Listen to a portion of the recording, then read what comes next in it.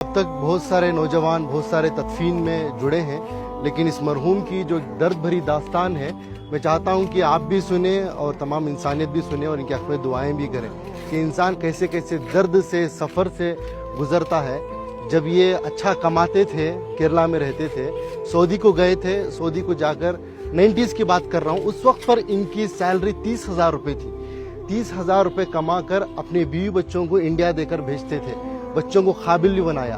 ہم تو بار بار سنتے ہیں کہ ماں بچے کو پیٹ میں 9 مہینے پالتی ہے، لیکن باپ ذہن میں زندگی بھر پالتا ہے، اپنے اولاد کے لیے خود بھی قربانی دے دیتا ہے۔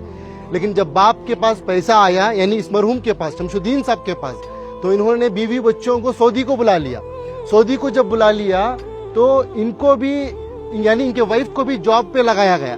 وہ جاب کرنا چاہتی تھی شاید، تو جاب کو ان کو لگایا گیا، تو ان کی سیلری ہو گئی 60,000، ان کی سیلری تھی 30,000۔ پھر کچھ ہی دن گزرے، ان کے پاس کچھ پیسہ آیا، ان کی بیوی کے پاس، ان کو اپنی زندگی سے دور کر دیا۔ یہ ایک دن تھا، یہ اپنی بیٹی سے ملنے کے لیے، اپنے اولاد سے ملنے کے لیے سعودی میں ہی، جو ان کی بیوی الگ فلیٹ لے کر رہتی تھی، وہاں پر جاتے ہیں۔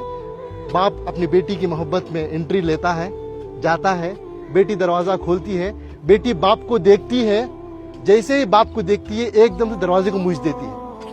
ایک تماچے کی طرح اس مرحوم کے چہرے پر پڑا۔ یہ میں نہیں کہہ رہا ہوں، یہ ان کی خود کی زبانی ہے، مرنے سے پہلے کچھ دن پہلے انہوں نے اس واقعے کو بتایا ہے۔ اس کے گواہ ہمارے عنایت صاحب ہے، کہاں ہے؟ ہاں، یہ ہے۔ یہ بتا یہ رہے ہیں کہ سعودی سے دل دکھنے کے بعد، درد ملنے کے بعد بنگلور کے ایک ٹاپ ایریا میں ایک بلڈنگ میں ایک مینیجر کے طور پر کام کرتے تھے۔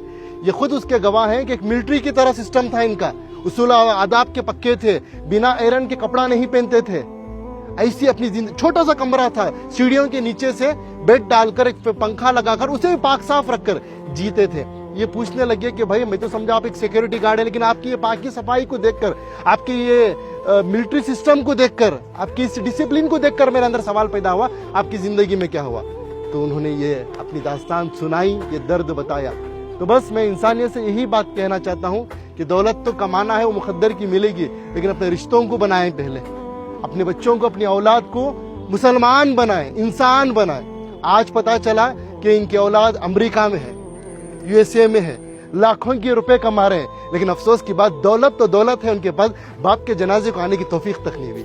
یہ اللہ کا کرم ہے کہ اللہ نے مجھے اور آپ کو چنا ہے، میں اور آپ آئے نہیں یہاں پر، اللہ ہمیں بھیجا ہے، اللہ نے ہمیں یہ توفیق دی ہے، تب جا کر اس قبرستان میں آئے ہیں، اس مرحوم کے جنازے میں شرکت کر رہے ہیں۔ اس مرحوم کی نصیب دیکھیے، آج مسجد میں نماز کے جنازہ ادا ہوئی۔ انعام بھائی، بڑا مجمع تھا، مسجد کے امام صاحب، ایک عالم دین نے ان کا جنازے کی نماز پڑھائی، اور تمام اللہ کے نیک بندے مل کر آ کر آج تدفین کے لیے جڑے۔